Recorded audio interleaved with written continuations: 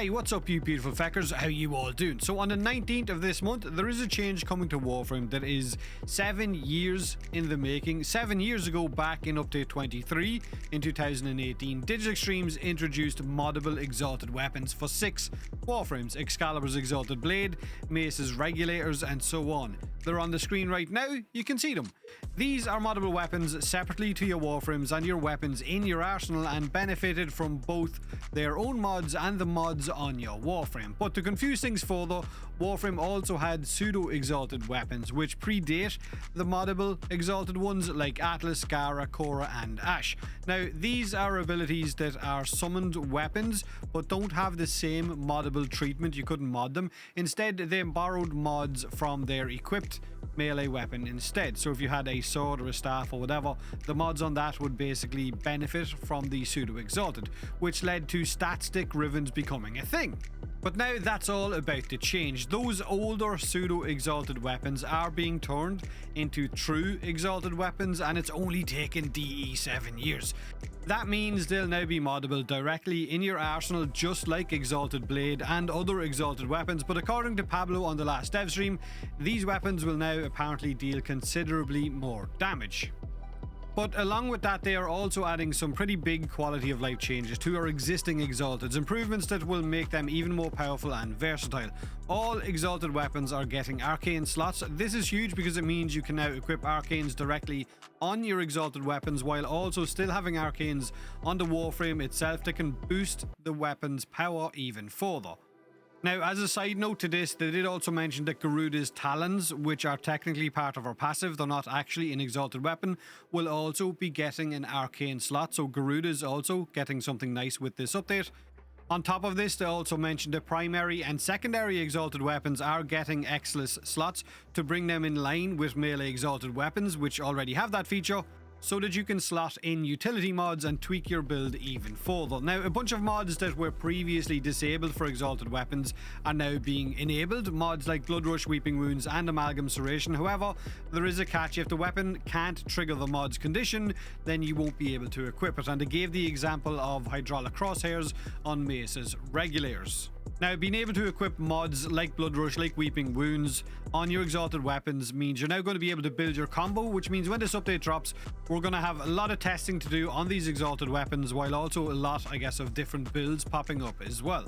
Now, the big thing, of course, is the Pseudo-Exalted weapons. So let's talk about Atlas, Gara, Khora, and Ash, whose abilities are being upgraded from that Pseudo-Exalted to the True Exalted status, meaning they'll now be moddable directly in your arsenal. And these 4 Exalted weapons will have a base range of under just 3 meters, I think it's 2.8, but they can be increased with range mods. Now, they can also gain the benefit from faction mods, condition overload, and other mods that you previously couldn't use. Now, Atlas's Landslide is now a fully moddable Exalted weapon. It comes with a pre-installed Orokin Catalyst. Like the other Pseudo-Exalted weapons, they're also going to come with that. The big changes are that it's increased its crit chance from 5% to 35%, and its status chance has gone from 5% to 15%. And remember, you're going to be able to use Blood Rush, Condition Overload, and so on these Exalted weapons now. Gara's Shattering Lash is getting a similar treatment. It now has a crit chance of 20% and a status of 30. However, its base damage has been reduced by half, from 800 to 400, to balance out the new combo system, which we'll talk in a few minutes about. Khora's Whipclaw is now an Exalted weapon with a base damage reduction again by half, 300 down to 150, again to account for the new combo system. And then there is Ash and his Bladestorm, which is getting a major overhaul. Now, it's a moddable dagger with a base crit chance of 5% and status of 5%, whereas before it couldn't crit or apply status outside of that /proc. But Ash is getting a complete rework. Well, not a complete rework, but a bit of a rework with the update, so we'll go over him in more detail once that rework actually drops in game. Now, I mentioned a new ability combo system a few times while explaining what those new Warframes are getting. For Landslide, Shattering Lash, Whipclaw, and of course Bladestorm, they are going to have their own unique system. So here's how it's going to work. Recasting an ability within 5 seconds of the previous cast will grant you 20 combo points, increasing your combo multiplier by 1. The combo multiplier cap has been increased from 4 to 12, matching our current melee combo counter, and ability damage now scales on a 1-to-1 ratio with the combo multiplier, up from a 0.25. which is a 4 times increase. Now, according to the dev post, this means you can now build up massive damage multipliers with these abilities, especially when combined with mods like Blood Rush, Weeping Wounds. However, to balance this, the base damage of Shattering Lash Whipclaw has been reduced, and I think Pablo said during the dev stream that this should result in an increase of damage of about 50% over what we have in game right now when this update drops. And I know there's going to be a discussion, or there probably is already, about Riven stat sticks and how they're being done away with, but at the same time, they weren't as readily available for a lot of players due to RNG and Riven drops and then the rolls that you get as well, or the absolute extortionate platinum prices being asked for them in trade.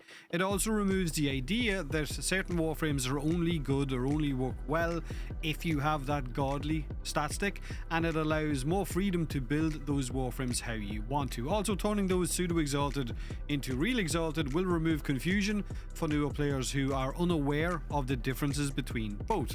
The game already has enough systems to confuse them. Now, that doesn't mean you shouldn't feel aggrieved if you have got a stat stick Riven. Then if it was me, I would rightfully feel a little bit miffed as well, because they've just devalued something that I've invested heavily in with that stat stick Riven, and maybe that the base damage of those new Exalted weapons like Whipclaw might feel quite low until you actually get that combo counter ramped up to 12.